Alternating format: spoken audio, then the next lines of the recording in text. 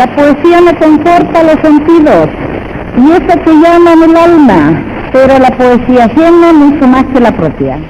Las cumbres invertidas, despejándose la nieve de los ojos, vi a Miguel Ángel, a duras penas tambaleándose sobre los andamios de los Andes. Olvida eso, le dije, todos estos ya están condenados. No me interrumpa, me contestó enrabiándose, que también estamparé tu rostro en las invertidas cumbres de la tentación.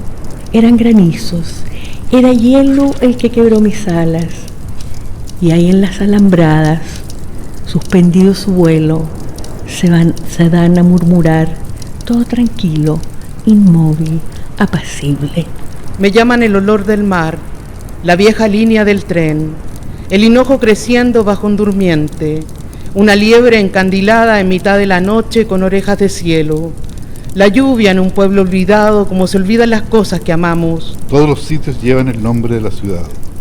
La taberna, donde recalan los desterrados, se llama Bar Colón. ¡Gabriela Mistral! ¡América Latina! ¡El nombre de la muerte! ¡América Latina!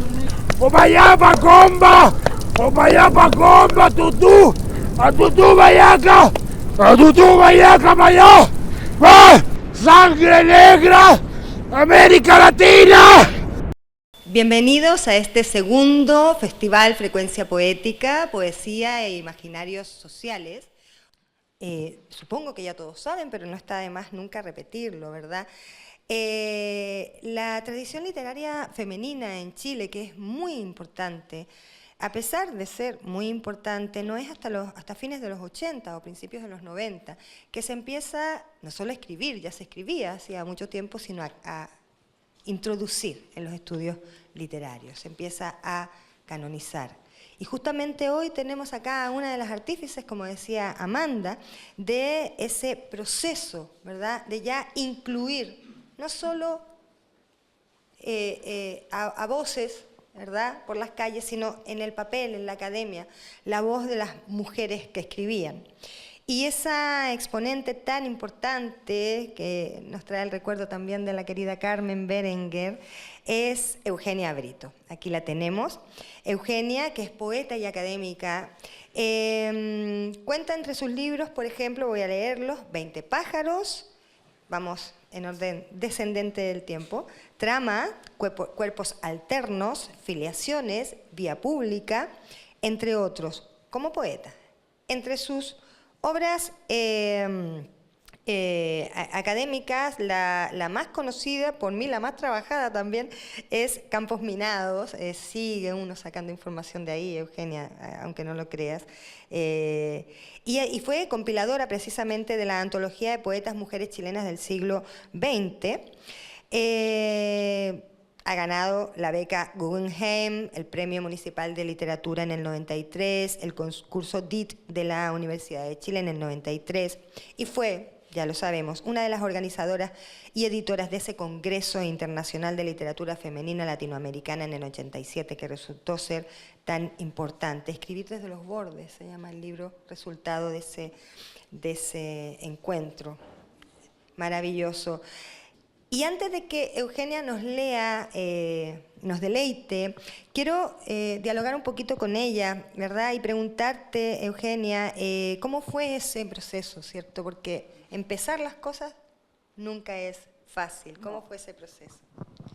Bueno, buenas tardes, muchas gracias por la invitación, muchas gracias, Zenaida, por esta presentación y a todos los que me acompañan aquí, estoy muy contenta y quiero decirles que, bueno, que fue una iniciativa bastante interesante esta que surgió en el año 85 y surgió gracias al interés, a la inquietud de Diamela El Tit y de Carmen Berenguer también. Y contaba con por supuesto, teníamos el precedente de Eliana Ortega, que venía llegando de Estados Unidos y que había participado en un congreso de mujeres en Puerto Rico, creo, en Estados Unidos, no recuerdo bien. Y sacó un libro que se llamaba La sartén por el mango, entonces lo leímos y fue muy, muy interesante. Entonces, eso quisiera decir que fue muy entusiasmante este momento inicial, ¿ya? Porque se fue trazando el camino de cómo se fue organizando esto. Ya la convocatoria, que fue una convocatoria nacional e internacional, cómo fuimos buscando. Me acuerdo que Malú, que es una amiga querida que murió, una gran poeta, Malú era nuestra secretaria, ¿ya? Junto con otra poeta joven, porque eran poetas muy, muy jovencitas, entonces trabajaban para ayudar a organizar este congreso en el año 86, por ahí, ¿ya? Entonces, bueno, hubo charlas, por ejemplo, hubo también un encuentro en que tratamos de leer la producción de la mayor parte de las narradoras y poetas chilenas, y para que hubiera una similaridad en el conocimiento, ¿no? Y entonces, bueno, y en la organización de todas estas mesas, que vino gente brillante como la Josefina Ludmer, ¿no? Autora de Las Tretas del Débil, vino, bueno, estaba también José Donoso, llegó, él estaba muy entusiasmado, y bueno, llegó la Marina también, que venía con una beca de Concepción, ¿no? Y que estaba recién sacando su primer libro, y llegó un montón de gente, y hubo unas lecturas maravillosas, entre las cuales que fueron visualizadas por una artista visual que ya murió, querida artista Lotte Rosenfeld, ¿ya? Ella dio la visualización en el Goethe para que se hicieran esas lecturas de poesía en que leyeron Paz Molina, Carmen Berenguer, leí yo, leí la Marina, etc. Todas leímos ahí, ¿ya? Y además también poetas internacionales como Ida Vitale, ¿ya? Entonces fue como muy interesante, ¿ya? Pero se demoró más o menos 3 años. Y después, digamos, nos reunimos para sacar el libro, ¿ya? Que se llamó Escribir los bordes, título que se dio la Diamela, y que ahí tiene ponencias de cada una e intervenciones de las demás artistas también. Bueno, hay mucho más que podría decir yo, pero... El árbol rojo. En la mitad de mi casa creció el árbol rojo anudado a paredes ya amarillas, y se abrió paso desde la cocina, extiende sus raíces hasta tocar el jardín. A veces cuando miro sus largas ramas, me siento bajo su sombra girando el torso. ¿Cómo quedó atrapado en los muros pasando por el techo de la casa?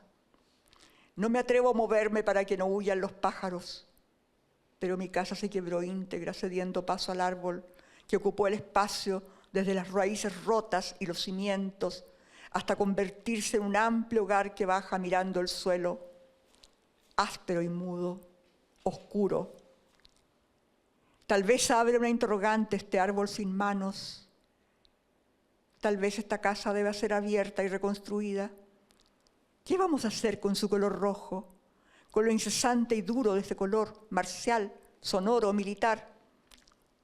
Porque cuando recorro el jardín y miro la calzada, veo solo antebrazos y fémures y espaldas, nunca una sola cara, cuerpos fragmentados y escritos en la tierra, desde la madera a la hoja caída entre las piedras, y su tono incesante se desplaza a los muros en un solo desgarro que se apaga en los ojos, fijos, estridentes, como medusa ciega. Y para concluir, voy a leer un texto que es un homenaje que hice yo hasta un tiempo también a Camilo Catrillanca, cuya muerte me impactó. Camilo Catrillanca. Los canelos y su piel verde fueron deshojados, pero nadie advirtió la señal, a pesar de que la machi dijo que ese día había que cuidarse, que el cuerpo era un hilo delgado sostenido por un poco de noche. Un sonido surge de las ramas misioneras del ayer que se desplaza en el tiempo veloz y subterráneo de la madera. Es un sonido aciago que hace caer el tiempo de las hojas y volar como el polvo por la tierra desnudo. Un sonido que lastima el tiempo y sus reveses en la tarde oscura de Temucuicui se vuelca hacia la nada traicionera. ¿Qué frontera se abre en el curso pensante de su tiempo y una historia más justa y verdadera se vuelve letra yerta, paralizada letra? La carne rota de su etnia de hundir la promesa de ese cuerpo, joven, sagaz y ventisquero. Escritura corporal dejan las balas, remolino de luces traicioneras se agachan, se expanden, como copigües o como arrayanes, brotan las huellas de su sangre. Habrá una patria en los reversos que cante al helecho taciturno, al duro esplendor que fue su nombre, al hermoso llamado de su lengua. Habrá una forma de hacer retroceder a los volcanes, de volver opacos los espejos, de articular las letras de su ritmo. Pero ahora solo se ven los días deshojados, desierta de nidos la araucaria, vacía el habla. Habrá otro sitio y otra permanencia para un alma que fue montaña, legión, signo, universo. Gracias.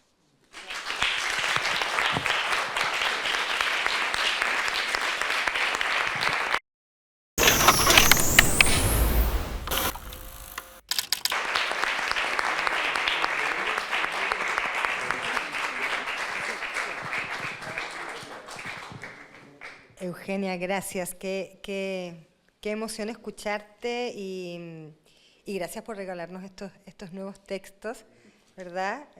Justamente aquí, justamente hoy, en este encuentro que está hecho con el corazón, y terminar con un poema de este tipo habla también de ello, ¿cierto? Y nos deja a todos en esta atmósfera entre dulce y agraz. Y precisamente con ese entre dulce y agraz quiero continuar.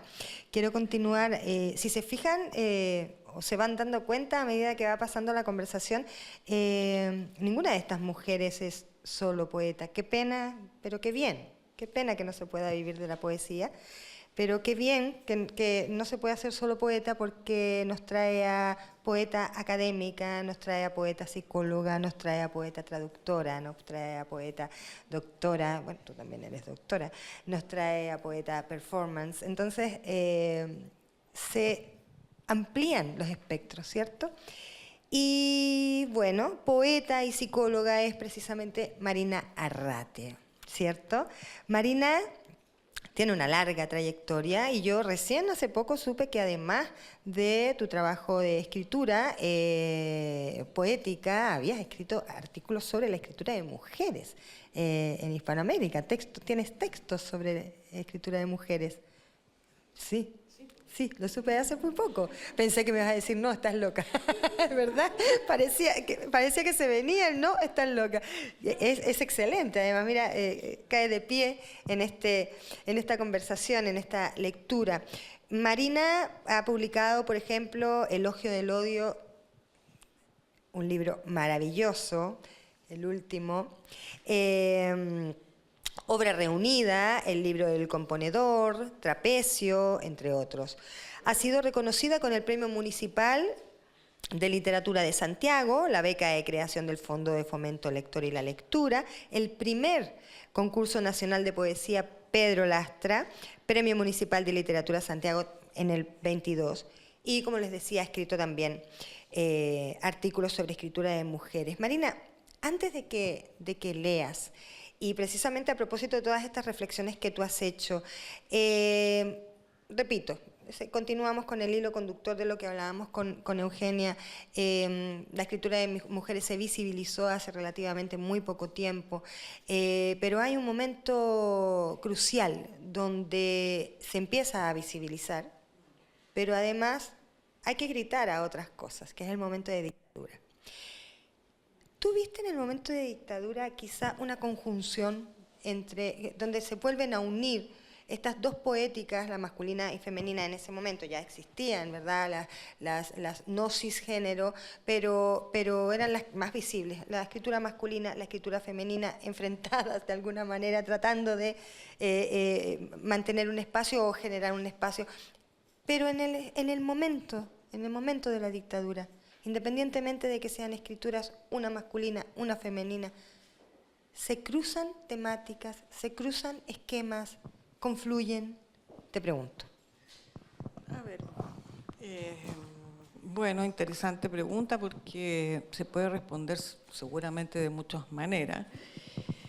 Digamos, lo más visible quizás, ¿no?, es que a partir del Congreso, ¿no?, ocurre algo que es, diría yo, fundamental, que es que las mujeres que estaban escribiendo, cada una solita en su casa, era mi caso, nos reuníamos y nos conocíamos las unas a las otras. O sea, ¿por qué? Porque estábamos en dictadura. Entonces, estando en dictadura, no podíamos estar, es tan distinto, ¿no?, lo que pasa hoy, ¿no?, con las comunicaciones, digamos, no sé, supersónicas, digamos, ¿no?, y donde no hay censura, a lo que realmente pasaba en esa época, que cuesta, digamos, transmitir lo que significó ese congreso, que fue el año 86, ¿no?, y el año 88 ya apareció el no. Entonces era la segunda etapa de la dictadura y ya habían comenzado a ocurrir pequeños movimientos de agrupación, ¿no?, o de incluso las editoriales, ¿no? Las editoriales eran contadas con una mano y había que conseguirse, bueno, hasta el día de hoy hay que conseguirse financiamiento, eso es parte de la historia. De tal manera que, pero sí ocurrió este fenómeno, ¿no?, notable, que es que las mujeres se reunieron y se conocieron. O sea, y eso creo que fue inédito. Y eso al mismo tiempo produjo una fuerza, ¿no?, una fuerza, una inercia, digamos, o sea, se rompió la inercia, ¿no?, y se produce la sinergia, digamos, de que están todas las mujeres trabajando, produciendo, pensando, están las teóricas que están a su vez generando conceptos importantísimos, las tretas del débil, ¿no?, que mencionaba Eugenia, la mirada oblicua, ¿no?, la mirada lateral, digamos, ¿no? En fin, una serie, digamos, de conceptos que están ahí y que se juntan y que además eran rebeldes, ¿no? Esta es la segunda característica muy importante. Las escrituras eran rebeldes. O sea, no estaban alineadas ni al patriarcado, ni estaban alineadas con la dictadura, era al revés. Estaban buscando espacios de libertad por todos los costados. Entonces, esa fuerza, ¿no?, contestataria, finalmente, rebelde y contestataria, se produjo ahí. Y así pasó, digamos, y that's it. No sé si... Queremos escucharte leer. No, déjame mirar, déjame ver cómo me va. Bueno, yo voy a leer el primer texto que se llama Este lujo de ser, ¿no?, que fue el primer libro, y que en mi caso, digamos, tenía que ver con, digamos, relevar no ya el sufrimiento, sino exactamente lo contrario, el lujo de ser, ¿no? O sea, desde la voz femenina. Este era el cuento, ¿no?, desde una voz de mujer. Entonces leo este poema que le dio el título al primer libro mío, que se llama Este lujo de ser. Y dice así: este lujo de ser, esta aparatosa maquinaria, este trapecio, esta migratoria contorsión, este va y ven, esta danza, este remolino, esta especie de ser, esta peregrinación, este vértigo, este león, esta jaula, este tiempo gravitando, este moho en las costillas, este Dios repleto de fantasmas, esta bestia feroz dormida en la garganta, este vacío celestial, este lujo de ser tan repleta de argumento, este rumiar de un lado a otro, este paisaje, esta luna, esta nube que pasa por delante de mí.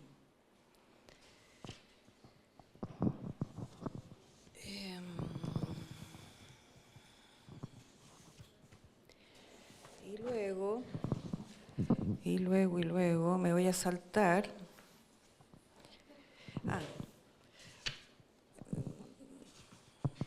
Me voy a saltar a un texto que está en el segundo libro mío que se llama Máscara Negra, ¿no? Y se llama La dorada muñeca del imperio.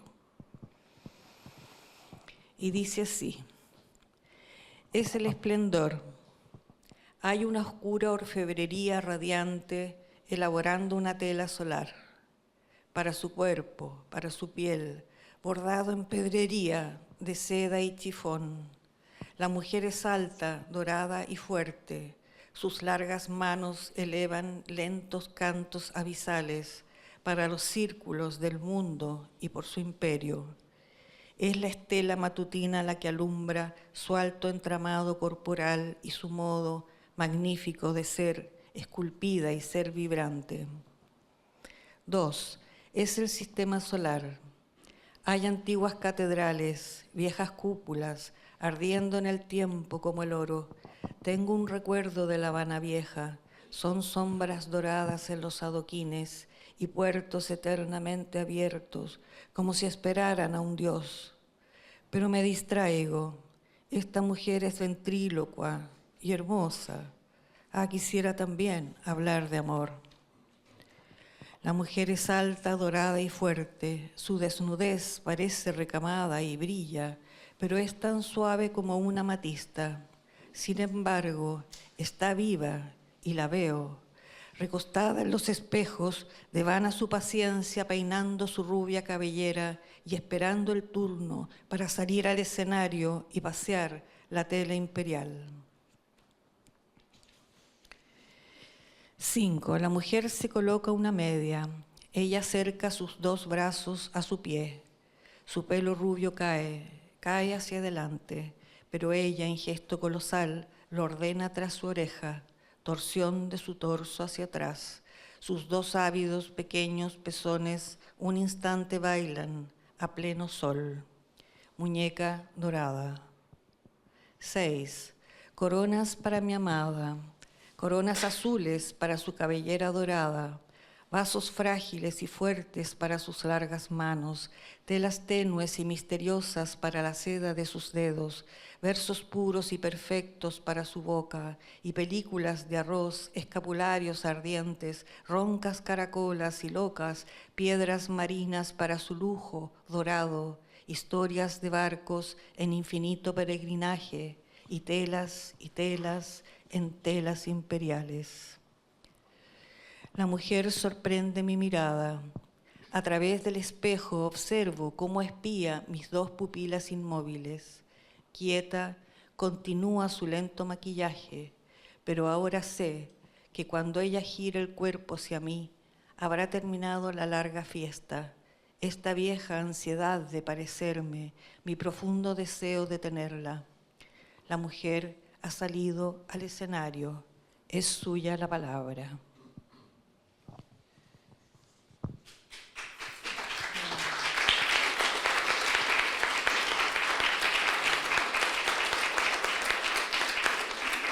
¿Está bien?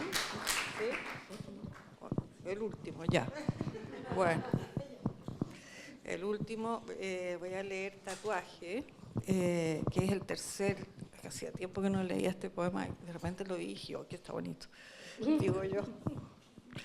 Y entonces se llama Tatuaje y es el que da el título al tercer libro, ¿no? Y dice así: se taracea por punción, con aguja o punzón, lesna o espina, cortando con cincel, o con peine de espinas de palma, o con laja de obsidiana, o por el fuego, o con huesos de ave marina y un pequeño martillo de madera, o con peine de raspas de pescado, o con agudos huesos de ave, o con pincel de fibra de coco, o con pluma de la cola del trópicas, o con ascuas, por medio de cortes profundos las cicatrices, por medio de heridas amorosa y artificialmente abiertas los queloides, por medio de trasplantes de piel de antílope y jaguar, las nuestras, tiñéndose la herida simultánea o frotándose después con mezcla de cal y zumo de hojas, con hollín o añil árabe, signos mágicos o conjuros, figuras de peces, lagartos, figuras extrañas, o la imagen del sol en la frente, o un triángulo en el monte de Venus, o enlazadas serpientes las egipcias en los senos, o cruces las católicas el día de la Anunciación, o paraísos los fieros heréticos en la espalda, o el gran señor furioso los samuráis. El día del tatuaje, día de Gaudiamos, Se acompaña la operación con cantos religiosos, ofrendas de frutos y danzas en honor de Leobudi y Lanidi, sus dioses. Y desde el siglo XVI se taracean los soldados, los marinos, los mineros, las prostitutas, los obreros y los criminales sobre la espléndida epidermis.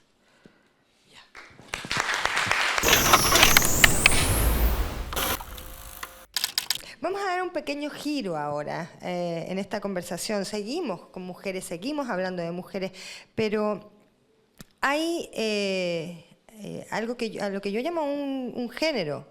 Es un género literario, que es la traducción. Traducir es crear también. No basta con trasvasijar las palabras de un idioma a otro. Hay que lograr el efecto, el misterio, la metáfora, el ritmo. Camila Fada es poeta y traductora. Y yo me pregunto, que no soy traductora, Camila, me encantaría, siempre me ha saltado la duda de qué sucede, hablando de escritura de mujeres, ¿cierto? ¿Qué sucede cuando estás traduciendo, y necesitas ponerte en otro lugar, necesitas contextualizarte, necesitas llenarte de vivencias de otros lugares? A veces quizás no tenemos por qué saber nada de la biografía de quien estás traduciendo, no sé por qué hablo en plural, pero sí el contexto, la época, ¿verdad?, de la traducción. Y ahora va la pregunta, porque quiero presentarte. Y es que Camila, además de traductora, es sobre todo una gran poeta que ha publicado Calamidad, Mover el agua, Cauce. Ha sido distinguida con el primer premio en el concurso internacional Grito de Mujer en el 2012, beca de residencia para traductores literarios. No pienso pronunciar esta palabra en alemán. Suiza. En Suiza era la cosa. Ha participado en varios festivales de poesía y sus escritos han sido publicados en revistas nacionales y extranjeras. La mano de vuelta, ¿cierto?, de la traducción. ¿Cuán presente está, Camila? Esta era la pregunta. Llamémoslo diglosia, que es un término que se usa para la lingüística, pero usémoslo aquí para lo femenino y lo masculino. La diglosia entre lo femenino y lo masculino en las traducciones. O sea, quiero decir, ¿impera también en la traducción el discurso patriarcal? ¿Se imperan algunos elementos que son del discurso patriarcal? ¿O se puede lograr una traducción desde una mirada exclusivamente femenina, a lo femenino? ¿Lo tomo o no lo tomo? No sé, yo qué va a pasar después. Si lo Pasa para acá. Bueno, buenas tardes. Muchas gracias por la invitación. Un honor para mí estar aquí compartiendo mesa con Marina, con Eugenia y con Zenaida. Es un honor y un agrado. Primero que nada, antes que se me vayan las ideas, gracias por hablar de que la traducción es creación, porque es totalmente así. El gremio de los traductores, aquí en Chile no pasa mucho, pero en Colombia, en México, en Argentina hay un gremio súper potente que está luchando por eso, porque se reconozcan los derechos de los traductores, partiendo porque aparezca el nombre del traductor en la tapa del libro traducido, debajito del autor o en una esquina o donde sea, pero que aparezca, ¿no? Eso como primer punto. Y yendo a la pregunta, a ver, es una pregunta que guarda una trampita, porque me encantaría decir que a través de la traducción, específicamente en mi caso se trata de la traducción desde el alemán, me encantaría poder contestar de que sí se puede hacer, no sé, traducción feminista, ¿no? Pero no es tan así, porque la traducción implica siempre un respeto tremendo por el texto, por el autor, y eso significa que uno no puede meter mano en el texto, uno agarra eso y uno se informa del contexto, uno investiga el contexto y desde ahí hace una traducción. Hay un dicho en alemán que dice lo más fiel posible, no, lo más fiel que se pueda, pero lo más libre posible. Una cosa así es la traducción. Y eso siempre llama a pie forzado. Las traducciones siempre van a ser complejas, hay géneros más complejos que otros, y uno puede tener, no sé, 5 traductores o traductoras traduciendo un mismo texto y van a ser 5 versiones distintas. Así es que, bueno, eso con respecto al feminismo en la traducción, yo creo que es súper complicado. O sea, yo creo que uno puede escoger traducir literatura feminista para relevar eso. Yo creo que eso está pasando, sin duda, y está pasando grandes cosas de formaciones de traductores nuevos y traductoras, donde eso obviamente es un tema. Así es que con eso termino la pregunta.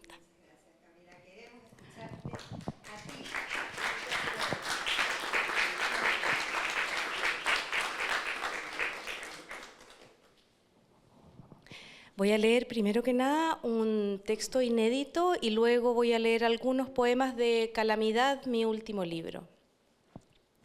Esto se llama Recuerdos de Cusco.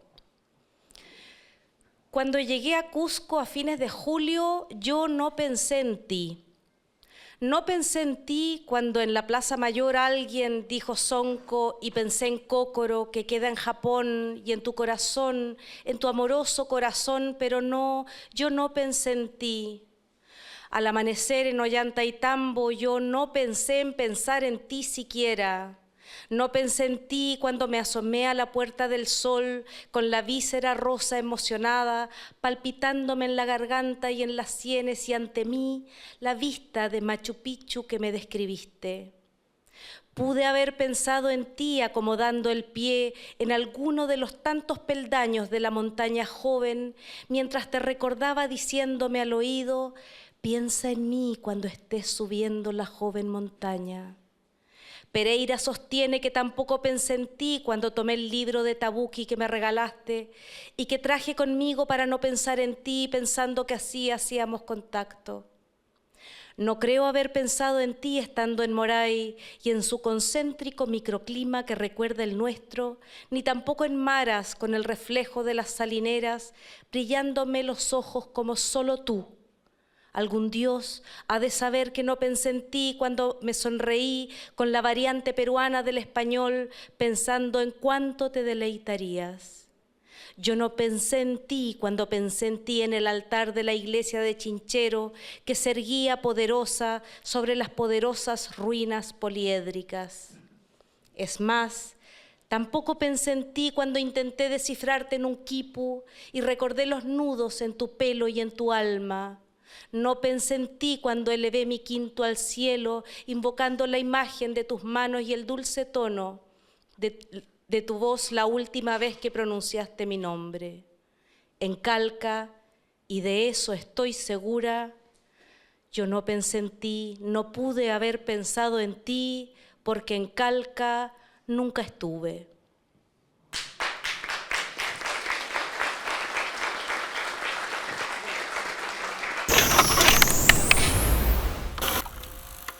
Entonces ahora con 2 poetas qué buena coincidencia, ¿cierto? Porque entramos ahora a una fase de la poesía chilena donde se mantiene el pensamiento, la reflexión, a propósito de lo femenino, se mantiene con fuerza. antes decía de broma, pero no es de broma, que desgraciadamente, pero afortunadamente, no termina la lucha feminista. Y qué bueno que no termine en el fondo, porque no bajamos la guardia. Eso nos ayuda a no bajar la guardia, a sentir que siempre hay que dar un paso más, ¿cierto? Y qué mal que no termine también, porque no logramos llegar. Bueno, un oxímoron en realidad, me acabo de meter en un problema. Tenemos, como decía, a Marcela Parra y a Mila Berríos, que ambas fusionan, ya no es que lleven de un lado a otro, ambas fusionan la poesía con intermedialidad, con performance. En el caso de Marcela, imagínense qué título, vean qué título tan hermoso tiene, es doctora en creatividad aplicada. Es como que fuera un sueño de doctorado ese. Es increíble, y además por la Universidad Complutense de Madrid. No es cualquier cosa. Solo esa universidad se atreve a hacer ese programa tan bello, increíble, y a tenerla a ella como discípula. La obra de Marcela es muy destacable, pero yo amo este libro. Menos mal lo trajiste, yo lo había dejado en casa, La pescadora de estrellas. Aquí confluyen una voz muy arraigada en la mujer que es esa pescadora, el dibujo, el grafito, la magia de las estrellas iluminando con estas portadas gráficas maravillosas que hace Daniel Madrid, ¿cierto? Yo tuve uno en las manos que no tenía los hoyitos, tenía todavía pegadas las cositas y luego fueron saltando como estrellas, ¿verdad? Estoy con esa cosa de la intermedialidad, ¿verdad? De lo objetual. Y Marcela, en tu caso, cortito como dijo la Amanda, pero no hagamos tanto caso, igual Ernesto nos aguanta. ¿Cómo haces tú confluir en tu obra? Música. No solamente compositora, sino musicalizadora. ¿Cómo haces confluir tu obra escrita, tu actividad académica, tu música y la intermedialidad que tú le das a tu obra? Bueno, hola a todas y todos y todas.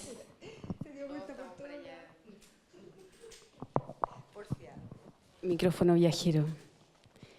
Sí, bueno, sí, qué gusto hablar de esto, voy a hablar cortito, en honor al tiempo, porque... Bueno, las personas en realidad es parte de nuestra constitución como seres humanos el ser intermediales, porque la realidad es así. Nuestra manera de aprender, de conocer, de imaginar, de crear, de vivir en sociedad es intermedial. Y eso es súper importante, es muy importante de las artes porque es una manera de generar un conocimiento sensible, de intensificar el conocimiento. Y creo que en realidad todas y todos tenemos esta capacidad innata por ser seres humanos de poder ser traductores y traductoras de la realidad. Digamos. Por ahí también lo que me estaba contando Camila me hacía mucho sentido, porque traducir es crear. Y lo que hacemos cuando estamos creando es traducir lo que percibimos de otros, los aprendizajes de otros, de... lo que vemos, lo que sentimos, lo que olemos, lo que recorrimos, y eso traducirlo en algo que es nuevo, pero que está siempre hecho desde lo colectivo. Y creo que eso es algo que vamos desaprendiendo con nuestro proceso de desaprendizaje en nuestra escolarización dogmática que tenemos al día de hoy y con la cual hay que luchar, y como parte también de la lucha feminista creo que es importante también en educación, y que tú lo sabes muy, muy bien al respecto. Sí. Sí, ahora para... Quiero decir, te interrumpo, pero para bien, porque lo mereces, y es que Camila, Me fui para otro lado. Estabas hablando de Camila. Marcela, además de La pescadora de estrellas, publicó Vacaciones domésticas, la plaquette Ambulancia y Mancha. Y además tiene 2 discos. Astronautas en la playa y un maravilloso El sonido no coincide con la imagen, del que también hay algún texto por ahí, ¿verdad?, en consonancia. No quería dejar de decir eso, que completa mucho tu obra. Te escuchamos. Muchas gracias. Bueno, voy a leer poemas de mi último libro, que salió el año pasado por Pez Espiral, que se llama La pescadora de estrellas.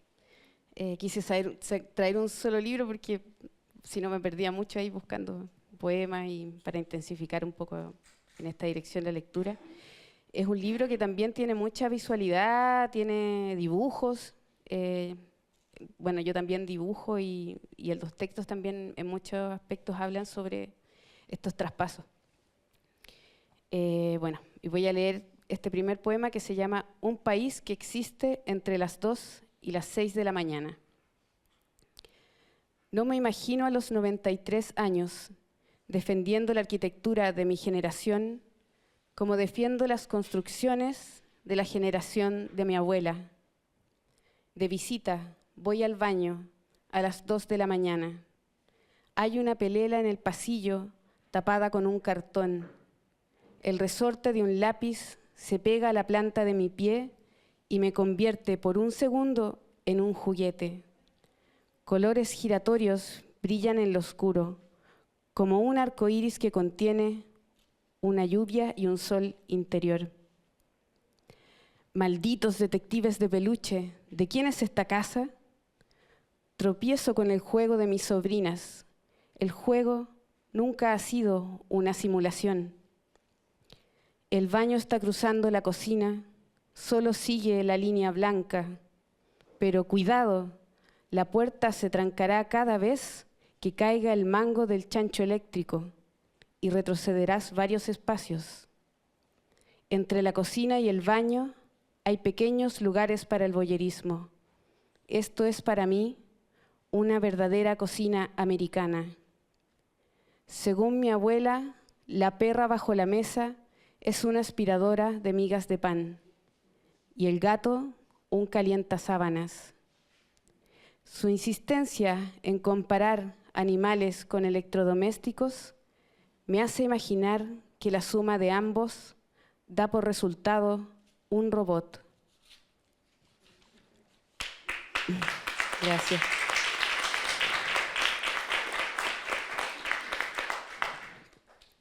Ahora siguiendo con esta saga de mujeres, porque este libro está cruzado por distintas generaciones de mujeres que existen en la vida real, pero también de mujeres interiores, de la madre, la hija, la hermana que habita dentro de nosotros. Y este poema se llama Memoria Madre. Levantar un espacio con lo que no compartimos, intercambiar lo que no sabemos, celebrar lo que no tenemos. Al preparar realidades, no intentes separar ficciones. Incorpora todo. Pasa de largo el punto de nieve hasta que se derrita la identidad que construiste durante décadas. Guarda tu memoria madre en un recipiente que sea más grande por dentro que por fuera. No hay repercusiones, destino, excepciones. Incorpora todo. La garganta del mundo te reclama. Gracias.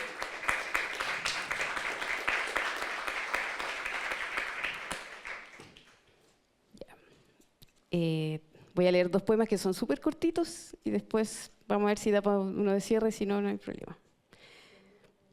Eso. Los patios están hechos de paisajes, las casas llenas de continentes, las manzanas son cuadradas y si te las comes, te crece adentro una ciudad.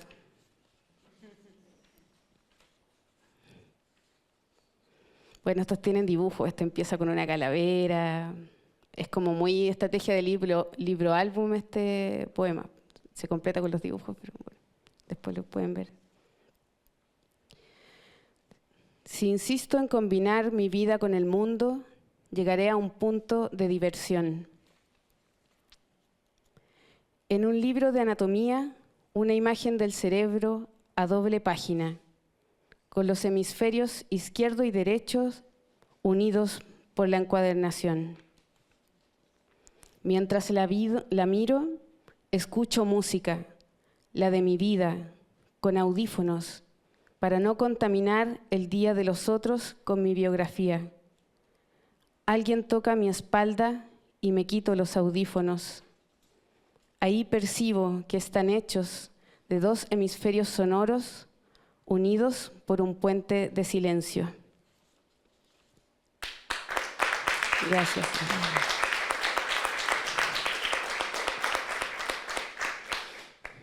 Ya, y con este voy a cerrar este poema que se llama Espectro Visible. Si grandes animales como elefantes o ballenas vivieran lo mismo que una abeja, ¿cómo sería este paisaje, su peso, su sonido?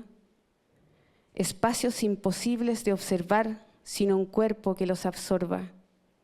Podemos verlos.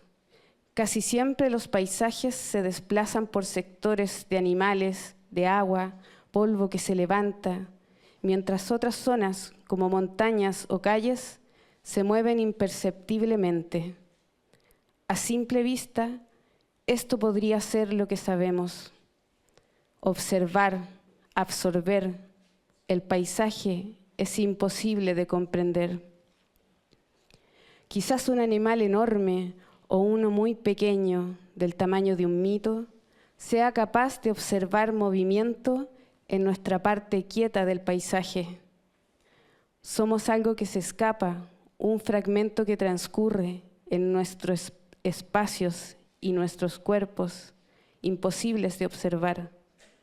Algunas partes se mueven, otras no. Ciertos movimientos no ocurren en los espacios ni en los cuerpos. ¿Por qué creo vivir más que una abeja? Manipulo el tiempo con la misma fuerza con que nací, a cambio de un cansancio tan extenso que tardaré la vida en pronunciar. Muchas gracias.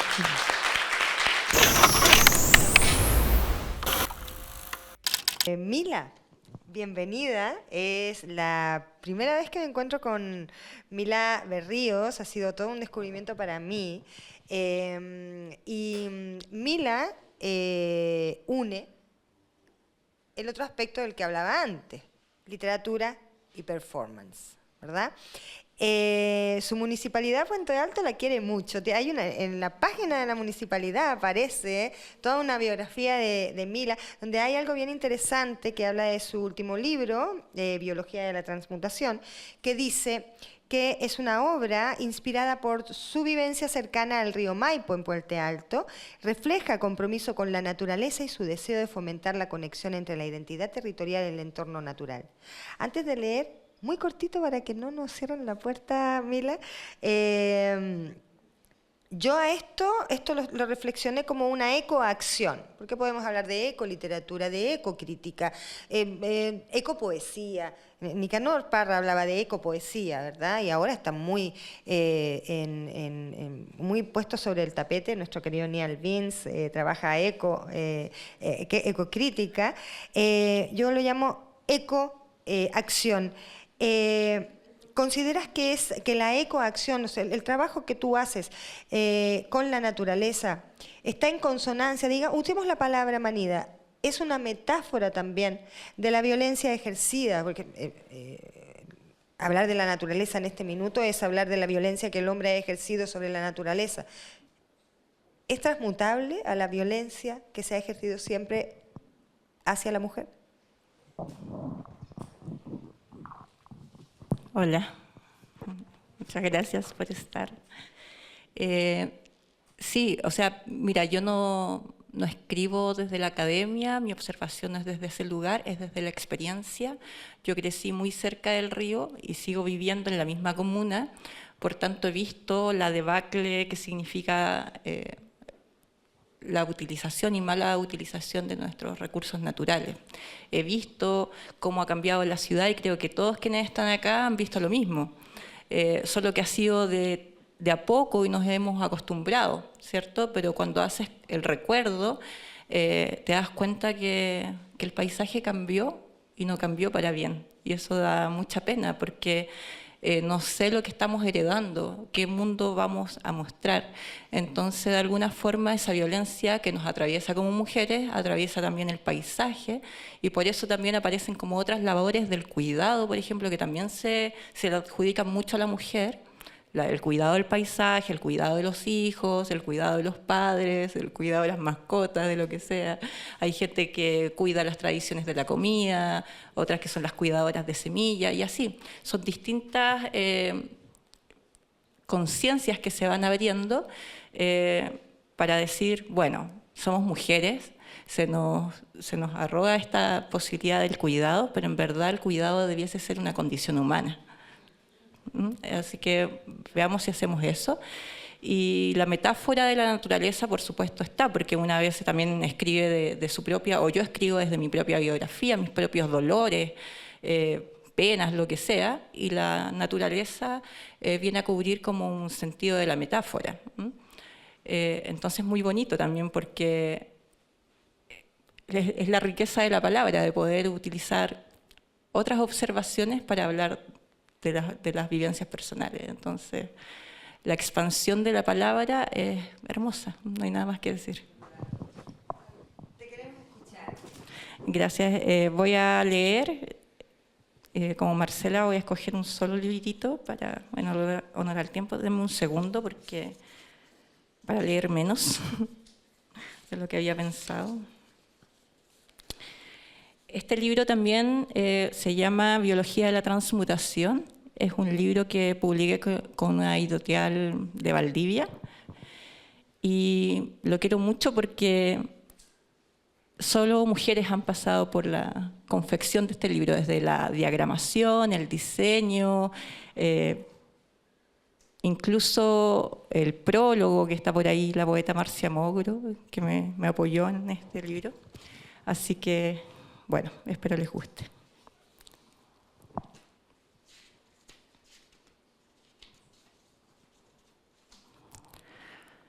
Desperté en el fondo del río, en la ribera del llanto, en la corriente baja de los pajonales inundados, en la turbera del rizoma flotante. Voraz es el hambre, con la ondulación lateral del desplazamiento, arranco del canibalismo. Nadar hacia la esquina de la lágrima, bajo el cielo pletórico de los encuentros, el desplazamiento de la larva acuática sobreviviente de un estanque. El crecimiento es hambre, el crecimiento es hambre. Miles de años de especiación para roer las piedras y filtrar el agua, beber los sedimentos entre las llanas, flotando bajo el muelle del humedal. Tropezar decidida en la sed, cambiar las pigmentaciones, confundirse en la tierra, transformarse en el barro y en la arcilla, ser animal que engulle presas vivas, que digiere desde el crecimiento y la conservación, y la carne roja que exuda biografía, advierte la lengua del desplome y la traición, la lengua de la orgía. No aborto la presa, no mato la presa, soy animal engullidor. Repaso las inseminaciones, secreto las sustancias de la fantasía. Me destiendo en el cortejo, en el mapa y en la cloaca, desde la matriz que succiona la carne, hacia el coágulo que cuelga fluctuante y otras veces adormecido.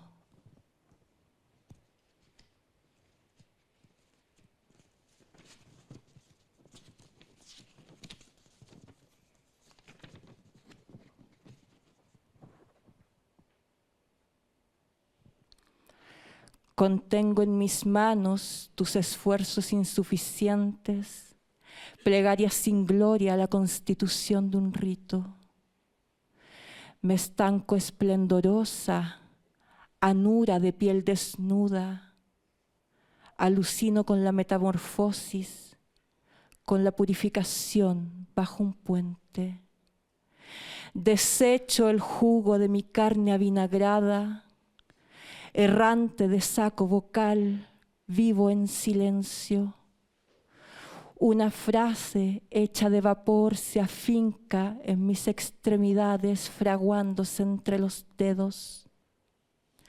Las serpinas dieron paso a las formas y a las tradiciones. El ciclo nocturno evidenciaba esta complejidad reproductiva. Una mancha nació bajo mis piernas desde que decidí negar la cosmovisión del nacimiento y la posibilidad del desarrollo. La voz mía era un páramo, mi voz era un páramo en ruinas, el páramo de la ruina vociferante. Ya no, ya no. Epílogo. Salté sobre las patas traseras, apilé los jugos, me regocijé en las rugosidades, aprendí de toda clase de derrota, expandí las branquias bajo el agua, inflé los pulmones en la tierra, dualidad eximia en las cenizas y en el riesgo. Construí el nácar hecho de fragmentos, preparé un memorial de múltiples conversiones. Soy tan reiterativa como la vida, irrevocable como la evolución de la especie. Propicié este ecosistema y conocí la altura de los árboles. Los depredadores no me espantan. Cometí la criogenización. Me despido de ti olvidando tu nombre. Me voy tranquila de tu cuerpo, de tu boca. Ignorante del nombre de casi todas las madres.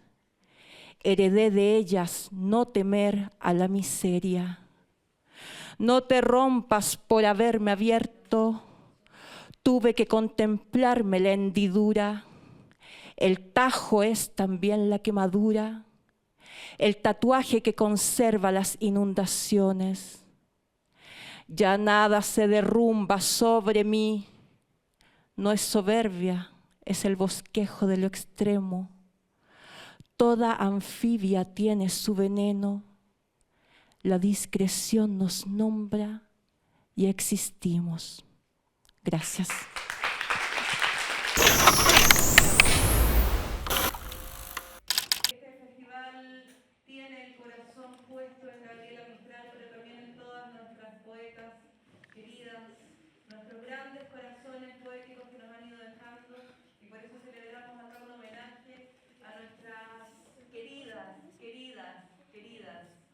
Viola y Carmen Berenguer.